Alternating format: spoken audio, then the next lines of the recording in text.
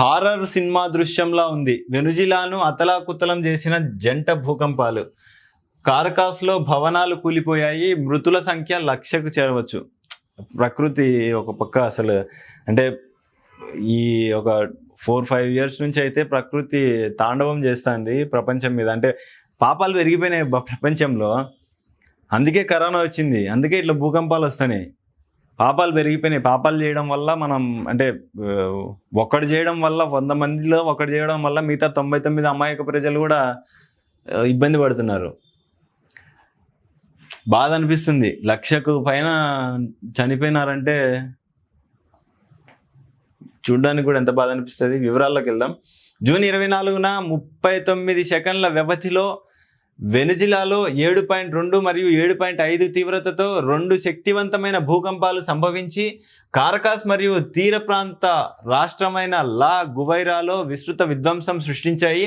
ఈ ప్రకంపనలు కరేబియన్లోని కొన్ని ప్రాంతాలలో సునామీ హెచ్చరికలను ప్రేరేపించాయి మరియు వీటి తర్వాత 4.9 నుండి 6.4 మధ్య తీవ్రతతో కనీసం 20 ప్రకంపనలు సంభవించాయి.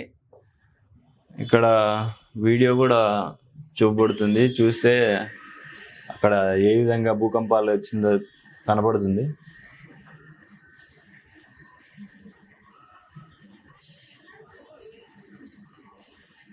చూడు, ఫ్రాక్షన్ ఆఫ్ సెకండ్స్లో కూలిపోతున్నాయి బిల్డింగ్స్.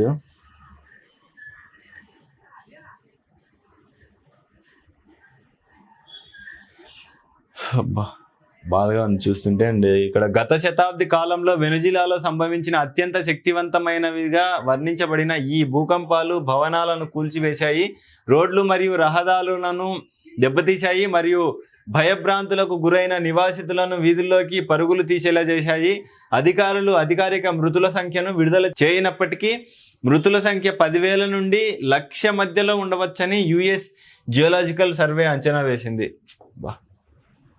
1,00,000 మంది అంటే మరి అసలు వినడానికి చాలా బాధగా ఉంది అబ్బా. ఈ విజువల్ చూస్తే ఆ భూకంపం దెబ్బకు ఒక బిల్డింగ్ చూడు ఎట్లా కూలిపోతుందో.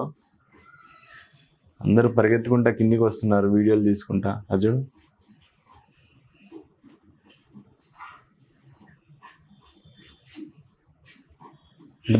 తప్పించుకుండే సమయం కూడా లేకుండా అసలు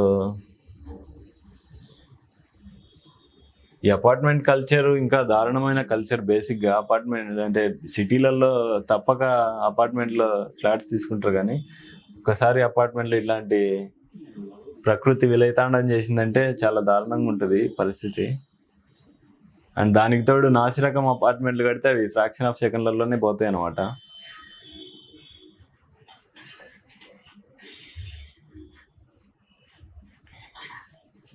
చూస్తుంటేనే అసలు చాలా బాధగా అనిపిస్తుంది.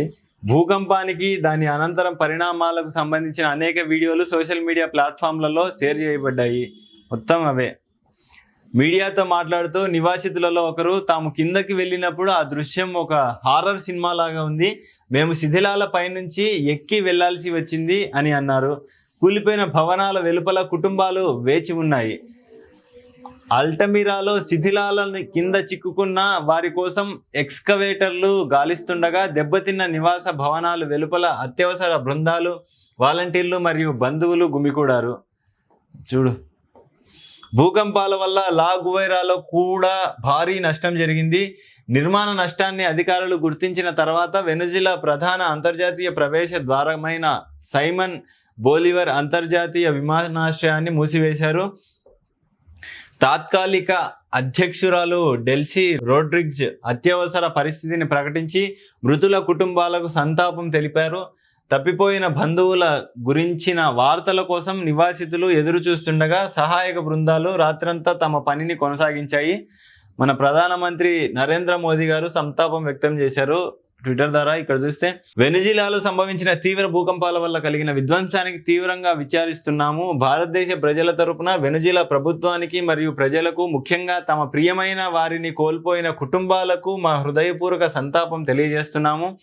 గాయపడిన వారు త్వరగా కోలుకోవాలని ప్రార్థిస్తున్నాము మరియు ఈ కష్ట సమయంలో ప్రభావితమైన వారందరితో సంఘీభావంతో నిలుస్తాము.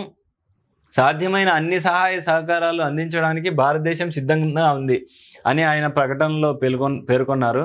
సో అంటే చూడండి అబ్బా ఎంత బాధాకరమైన న్యూస్. అంటే వాళ్ళకి తెలియని కూడా తెలియదు ఏం జరుగుతుందో. అసలు ఫ్రాక్షన్ ఆఫ్ సెకండ్స్లో ఉంటుంది ఇది భూకంపం.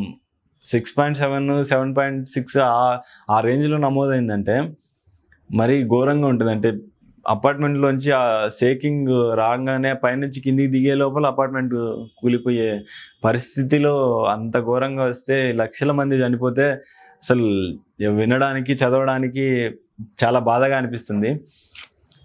అంటే ఏం చేయలేం, దీని గురించి ఏం మాట్లాడలేం, బాధపడ్డం తప్ప. ఇటువంటి న్యూస్ చదివినప్పుడు బాధపడ్డం తప్ప మనం ఏం చేయలేం. ఆ దేవుడు